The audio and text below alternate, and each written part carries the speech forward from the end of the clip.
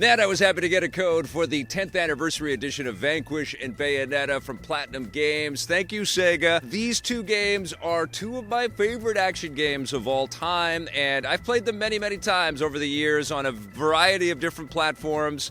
And as wonderful as it was to dive back in, I was also a little bit overcome by a little melancholy, and I have to be honest. I'll get into that in a second, but first of all, for those that don't know or have never played Bayonetta or Vanquish and you have a PlayStation 4 or an Xbox One, you need to play these games. You don't say. In Bayonetta, you play as this witch who looks like kind of a crazy, sexy librarian. I can't help it if I like the little outfits. She's got hair that does all kinds of wild, crazy things and takes out all kinds of demons and angel demons and weird-looking faces and bad guys and things that erupt out of the air and giant bosses and creatures, and she deals with some pretty despicable earthlings and some other demon characters that sell her all kinds of weaponry and cool techniques and stuff. But it is an action fan's paradise of an experience. There are so many cool maneuvers that you can pull off. She's got guns on her feet, for crying out loud. She can go up and do handstands and shoot in circles all the way around her and do all kinds of incredible combos. And the gifts keep on coming as you dive deeper and deeper into this game. It's beautiful, it's gorgeous, it's fast, it's fluid, it's super fast, it's incredibly addictive, and honestly, one of the strongest action games I've ever played in my lifetime.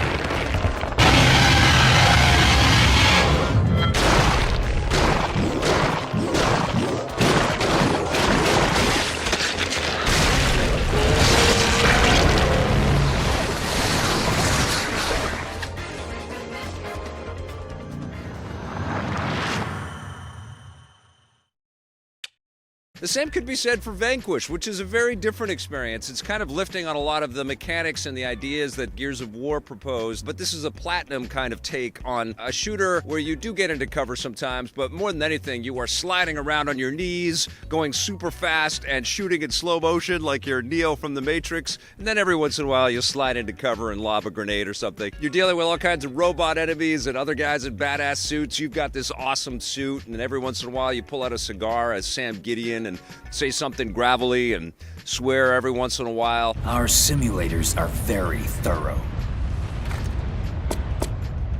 They did quite a number on you, huh? Because you're badass, and this is like badass with a capital B and a capital A, and it's super cheesy but also super funny and also incredibly addictive. Like, the shooting action in this game is wonderful.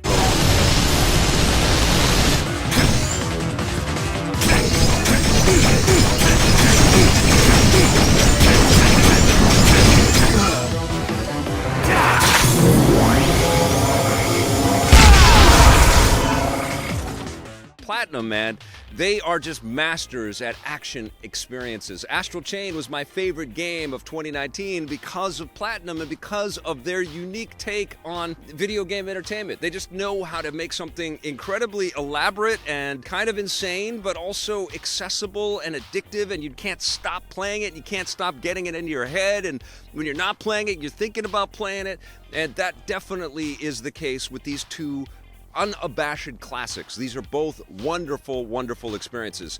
They came out in the 360 era, the PlayStation 3 era. The PlayStation 3 version of Bayonetta was not good, so it's good that we finally have an excellent version of Bayonetta for a PlayStation platform. All that sleeping made you soft. Bayonetta fared much better on Xbox 360, and of course, it was backwards compatible on Xbox One and looked pretty damn good on Xbox One X. So does Vanquish as well. And there were PC ports. There was a Wii U version of the game, and of course, Bayonetta 1 and 2 both came out on the Switch, and Bayonetta 3 is coming to the Switch. So here's my problem. This is it, in a nutshell. Playing these games, I'm like, oh my God, why don't we get more games like this now?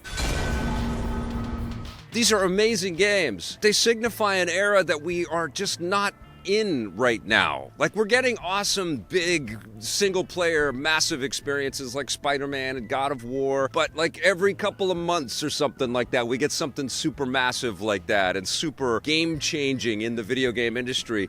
And it felt like in the PlayStation 3 era and the Xbox 360 era, they were just doling out gift after gift after gift, and we had all of these incredible games, and there were lots of competing developers and publishers, vying to get our attention with lots of great imagination, and the budgets weren't as crazy high as they are now, and it just became easier to sort of access this sort of gamer mindset out there and experiment a little bit more. Now we're getting all of these live service games, and not to knock anybody that's enjoying Fortnite and PUBG and all that stuff, and I'm excited for Bayonetta 3, and I love that Platinum is thriving, and, they're bringing back Wonderful 101, and there's lots of good things going on, don't get me wrong, but that era, that was a magic era. That was when it wasn't quite too expensive, it wasn't all about live service, it wasn't all about microtransactions and sort of keeping people locked into an ecosystem forever. There was lots of experimentation. And as gamers and as people that, like my job has been to review all of these things, I remember those moments. I remember the reveal of Bayonetta. I remember receiving Vanquish and just being, God, these are incredible. I don't know if that era's coming back. Maybe, subscription and stuff will make people build more of these single-player water cooler conversation type games. I guess until then, we have these awesome titles to look back on.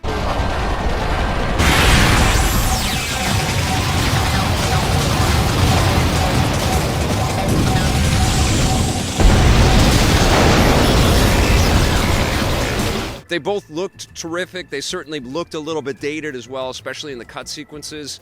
But I can forgive all of it because they're just wonderful, wonderful games to play, and they ran wonderfully on my PlayStation 4. So I recommend these two titles, but I kind of recommend them for people that haven't checked them out before, because as great as they are a trip down memory lane. And in Bayonetta's case, we've had access to Bayonetta experiences quite often since the first one came out. Who can tell the difference? So my score for these two classics is going to be a 9 out of 10 with a tiny little asterisk, which would probably bump it to a 10 out of 10 if you've never played these two games before.